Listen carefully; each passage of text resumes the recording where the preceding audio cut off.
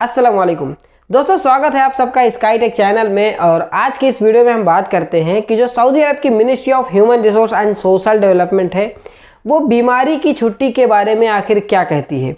अगर आप बीमार हैं, काम पर नहीं जा पा रहे हैं, तो कितने दिन तक आप काम पर ना जाएं तो आपकी कंपनी आपकी सैलरी नहीं काट सकती है। ठीक है, इस बारे में एक रूल नया आया है सऊदी अरब की HR मिनिस्ट्री की तरफ से।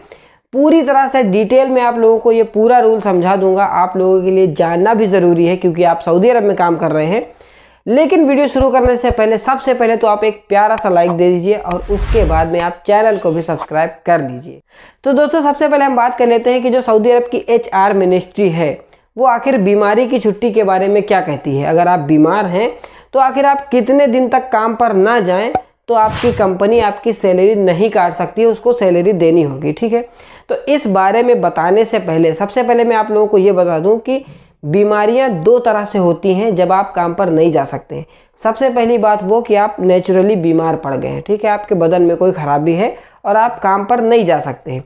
दूसरा वो जब आपका कोई एक्सीडेंट हो जाता है और आप काम करने के लायक नहीं है इसलिए काम पर नहीं जाते हैं। दोनों में अलग अलग रूल है।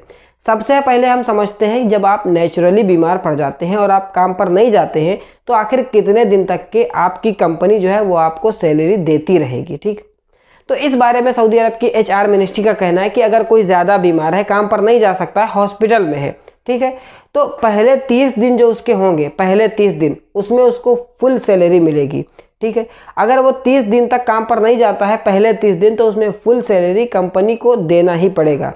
ठीक, अगर मान लेते हैं कि 30 दिनों में वो नहीं ठीक होता है और टाइम चाहिए उसको हॉस्पिटल में, तो इन 30 दिनों को अलग कीजिए। उसके बाद 60 दिन, और ये जो 60 दिन आए इसमें वर्कर को 75% सैलरी मिलेगी। जो उसकी टोटल सैलरी है उसका 75% हिस्सा उसको मिलेगा 60 दिनों का। मान लीजिए कि सैलरी 100 रियाल है तो 75 रियाल उसको मिलेंगे, यानी 2 महीना का टोटल 150 रियाल। ये मैं एग्जाम्पल के तौर पर आपको समझा रहा हूँ। ये 3 महीने हो गए, इनको अलग कीजिए। अब जो चौथा महीना आया है, मान लीजिए कि इन 3 महीने भी में नहीं ठीक हुआ वो, तो जो चौथा महीना आया है इस चौथे महीने की कोई सैलरी आपको नहीं मिलेगी। ठीक, तो ये 3 महीने तक की तो आपको सैलरी मिलेगी। पहले महीने में आपको फुल सैलरी मिलेगी, दूसरे और तीसरे महीने में आपको 75% सैलरी मिलेगी, और चौथे महीना, जो चौथा महीना आपका होगा, उसमें आपको कोई सैलरी नहीं मिलेगी। ये नेचुरली बीमार होने पर है।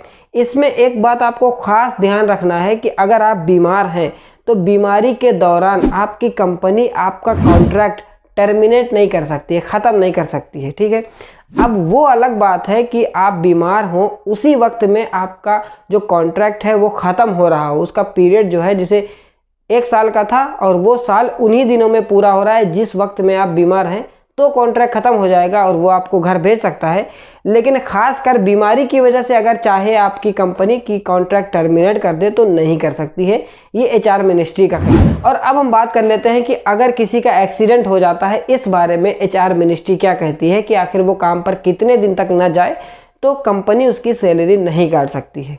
तो इस बारे में HR मिनिस्ट्री का कहना है कि अगर किसी का काम के दौरान एक्सीडेंट हो जाता है, काम पर है वो और मशीन से या फिर किसी भी वजह से उसका एक्सीडेंट हो गया और वो काम करने के लायक नहीं बचा है, मान लीजिए हाथ में या फिर पैर में कोई भारी चोट आई है जिसकी वजह से वो काम नहीं कर सकता है, डिसेबल हो गया है, ठीक है, टेम्परेरी डिसेबल हो गया है, तो ऐसी सूरत में जो 60 दिन होंगे, पहले 60 दिन ट्रीटमेंट के, उसमें उसको फुल सैलरी मिलेगी। फुल सैलरी तो मिलेगी ही, उसके बाद में उन्हीं 60 दिनों में 75% और सैलरी का हिस्सा बोनस के तौर पर, यानी मुआवजे के तौर पर दिया जाएगा।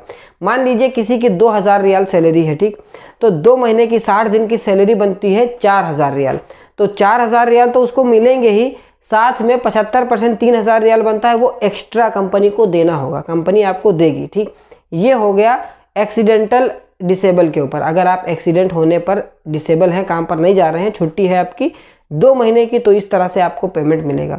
ठीक है, अब आती है कॉन्ट्रैक्ट टर्मिनेट होने की। मान लीजिए कि आप 1 साल तक बीमार पड़े रहते हैं और आपका ट्रीटमेंट चला करता है।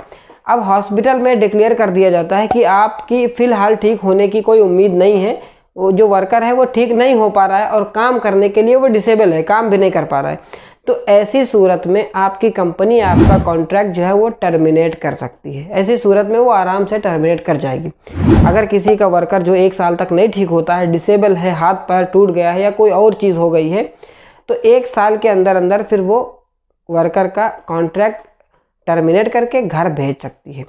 तो उम्मीद करता हूँ आप लोगों को ये बात तो समझ में आ ही गई होगी कि आखिर बीमार होने पर या फिर एक्सीडेंट होने पर आपको कितना कितना पैसा कंपनी पेमेंट करेगी। ठीक है, अब काफ़ी सारे लोगों के मन में ये सवाल आ रहा होगा कि जो बीमार होने पर पैसा है वो तो गोसी देती है, या फिर एक्सीडेंट होने पर जो पैसा है वो गोसी देती है, क्योंकि गोसी के ऊपर हमारा इंश्योरेंस और कॉन्ट्रैक्ट हो रखा है।